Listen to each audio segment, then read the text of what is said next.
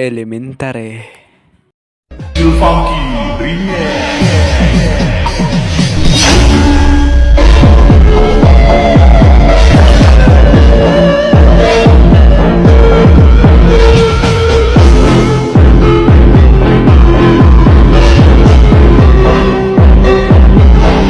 Hey! Good morning mga supot! So, babalikin natin ang nakaraang araw sa pagiging elementary pa ako. I mean, may pros and cons naman ang face-to-face classes. Aminin na natin, tulad ng baon.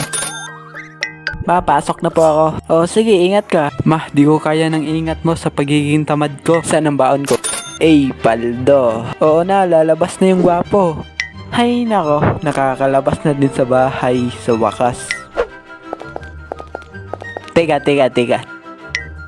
Ano naman yung mga cons? Personal ng sundukan, di na online. Hindi yan, may mas importante pa. Hindi na kumain habang nasa klase. Ba't ayaw mong aminin? Sabihin mo na. Total, alam mo naman yung tinutukoy ko, di ba?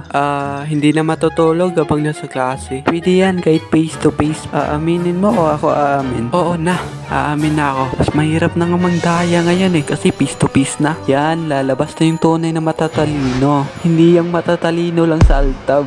Okay, shoutout na tayo. Batch 1-2. Sina.